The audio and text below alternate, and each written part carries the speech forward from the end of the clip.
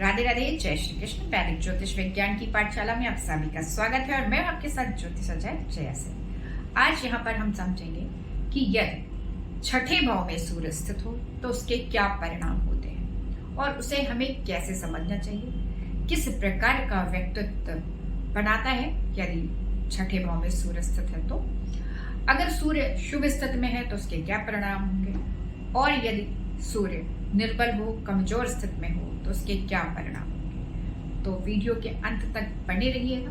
कोई प्रश्न हो, कोई समस्या हो तो कमेंट बॉक्स में लिखें और उपयुक्त उससे जो भी बन पड़ेगा मुझे, मैं उसके उत्तर दूंगी।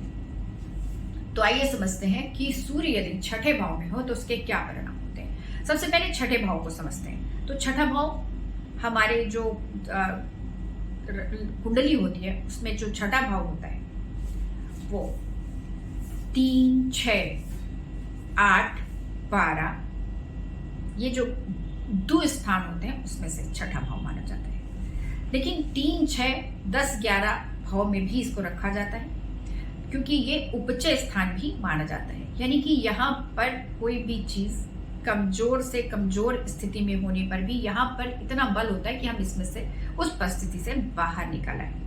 तो उपचय स्थान होने की वजह से यह जो दो स्थान है वो बहुत पावरफुल हो जाता है। छठे भाव का संबंध हमारे कर्जे से होते हैं, हमारे दुख से होता है, हमारे शत्रुओं से होता है, हमारे रोग से होता है, हमारे एक्सीडेंट से होता है, चोट से होता है, हमारे नौकरों से होता है। छठा भाव का संबंध नौकर से माना जाता है।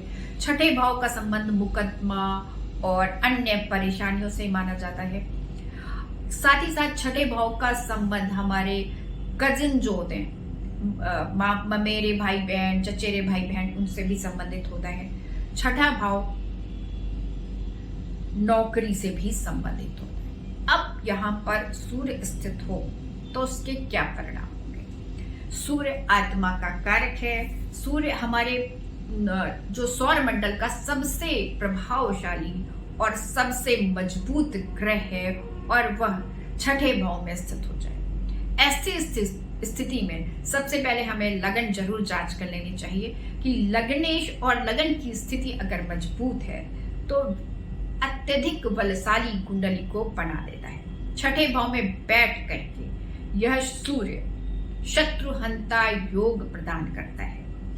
आपके सभी शत्रु मारे जाएंगे, आपको स्वतः परास्त हो जाएंगे, आपके ऋण मुक्ति को प्रदान करता है यह छठे भाव का सूर्य। यही नहीं, यह सूर्य आपको गवर्नमेंट सेक्टर में नौकरी भी दिलाता है उपयुक्त दशा आने पर। यही सूर्य, लेकिन इस सूर्य के साथ प्रॉब्लम ये आती है कि सूर्य जो राजा होता है, ग्रह राजा ग्रह माना जाता है, वो छठे भाव में आ जाने पर आपका जो शत्रु बनता है वो आपसे बहुत ज्यादा ऊपर की श्रेणी का होता है। यानी कि आप उसके साथ जब शत्रुता में आते हैं तो आपका बल बढ़ जाता है और वह आपको परास्त भी नहीं कर पाता। तो इस प्रकार से जब छठे भाव में शत्रु सूर्य बैठता है तो आपको बहुत अधिक प्रभावशाली बना सकता है। यानी कि इस तरह से आप इसको समझ सकते हैं कि यदि कोई मंत्री है और उसकी और अगर कोई उसका सबॉर्डिनेट है, उसकी लड़ाई मंत्री से हो जाए तो सबॉर्डिनेट जो है उसकी कुंडली में अगर सूर्य छठे भाव में स्थित है तो उसकी लड़ाई डेफिनेटली अपने मंत्री से, अपने राजा से हो जाएगी और वह स्थिति उसको कमजोर नहीं करेगी बल्कि युद्ध करके वो जीत जाएंगे। ऐसा बहुत सारा अमूमन पाया गया है। अब चूंकि यहाँ पर युद्ध में जीतता है, सूर्य जिता देता है, तो ऐसी कंडीशन पे ज्यादातर जो कुंडली में जो लोग इलेक्शन में जीत कराते हैं उनकी कुंडली में भी, नेताओं की कुंडली में भी सूर्य छठे भाव में स्थित होता है। तो ऐसी स्थिति में व्यक्ति जीत जाता है, यह भी पाया गया है। पर इसके साथ साथ परेशानी ये होती है कि यह जो सूर्य है अगर पीड़ा में आ गया, अशुभ ग्रहों के प्रभाव में आ जाता है तो पेट से संबंधित समस्याओं को प्रदान कर देता है। साथ ही साथ कई बार अगर लगन और लग्नेश कमजोर जाता है तो आपको पूरे जीवन शत्रुओं से युद्ध करते ही बीतता है। या फिर अगर मान लीजिए शत्रु नहीं भी बनते हैं तो अचानक अपने आप पैदा हो जाते हैं। आप किसी भी जगह पे जाते हैं, अचानक वो सामने वाला है जो आपसे सुपीरियर है वो आपका शत्रु बन जाता है।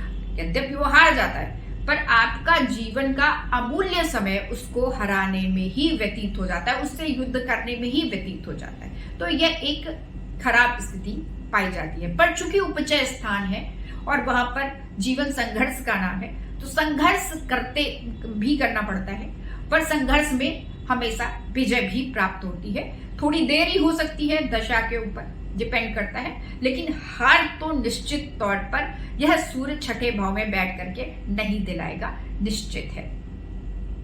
कई बार ये भी पाया गया है कि जब सूर्य छठे भाव में स्थित हो तो अगर छोटा मोटा एक्सीडेंट होता है तो पास से आप बच जाएंगे। मतलब आपका कार का एक्सीडेंट हो रहा है, उसमें 4 लोग बैठे हैं तो आपको खरोच आ जाएगी और एक्सीडेंट होगा, डेफिनेट कंडीशन है अगर लग्नेश कमजोर है तो। लेकिन उसमें आपको बचाव भी वह चार्ट वो दिखाता है। बाकी लोगों को चोट लगेगी पर आप उसमें थोड़ी सी चपेट के साथ थोड़ी सी जैसे खरोच लगी और आप बच गए, ऐसी संभावना को भी यह प्रकट करता है। आज के लिए इतना ही। राधे राधे, जय श्री कृष्ण।